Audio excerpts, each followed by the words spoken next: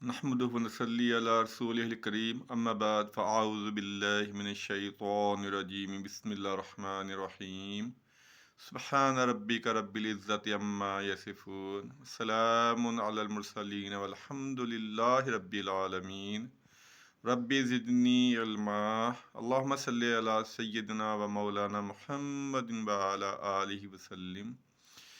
हदीस पाक सल्लल्लाहु अलैहि वसल्लम के सिलसिले में इब्ने माजा की आज हदीस है 3828, 3828 नंबर है, 3828। और इस हदीस के रावी हैं हज़रत नुमान बिन बशीर रज़ी अल्लाह ताला अन्हो। रिवायत करते हैं कि नबी पाक सल्लल्लाहु अलैहि वसल्लम ने इरशाद फरमाया, अल्लाह ताला फरमाता है कि मुझसे दुआ करो, मुझे पुकारो, मैं तुम्हारी दुआ सुनूंगा। और फिर आपने फरमाया दुआ इबादत का मगज़ है। अल्लाह ताला उस शख्स से नाराज़ होता है जो अल्लाह ताला से नहीं मांगता। हम तो दुनिया में अगर कोई हमसे मांग ले तो हम उससे नाराज़ हो जाते हैं। अल्लाह ताला उससे नाराज़ होता है जो उससे ना मांगे। दुआ जो है ये अल्लाह के करीब होने का एक ज़रिया है, आजिज़ी का ज़रिया है। हम अल्लाह के आगे हाथ फैला के ये ज़ाहिर करते हैं कि अल्लाह हमारे बस में कुछ नहीं है, हमारे पास माल भी कुछ नहीं है। हम तेरे आगे हाथ फैलाते हैं तेरी रहमत का, तेरी बख्शिश का, अपनी दुनियावी ज़रूरतों का, अपनी आखिरत के मामलात का, जितने भी हमारे मामलात हैं हम तेरे आगे ही हाथ फैलाते हैं। तुझे को अपना राज़िक, खालक, मालक मानते हैं, इसलिए तेरे आगे ही सजदा करते हैं और तुझी से मांगते हैं। दुआ का कोई वक़्त नहीं है, जिस वक़्त चाहे मांगें, लेकिन कुछ वक्तों की आप सल्लल्लाहु अलैहि वसल्लम ने वजाहत फरमाई है कि उस वक़्त की दुआएं ख़ास तौर पे कबूल होती हैं। उनमें से एक है फ़र्ज़ नमाज के बाद। फ़र्ज़ नमाज के बाद दुआ भी कबूल होती है, और अज़ान के और अकामत के दरमियान वह भी दुआ कबूलियत का वक़्त है।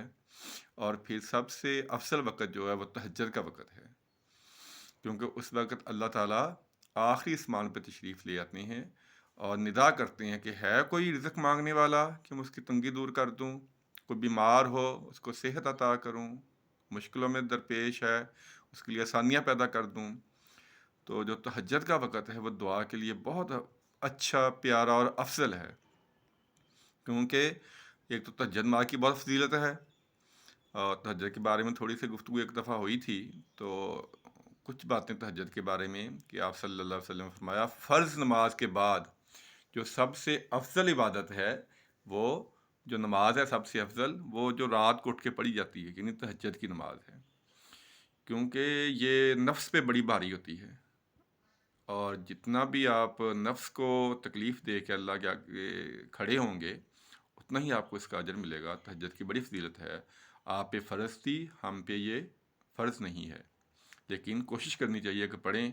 इसके ज़्यादा से ज़्यादा 8 नवाफिल हैं, 8 नफल आप ज़्यादा से ज़्यादा पढ़ सकते हैं, क्योंकि नबी पाक सल्लल्लाहु अलैहि वसल्लम ने भी तहज्जुद के 8 ही नफल पढ़े हैं।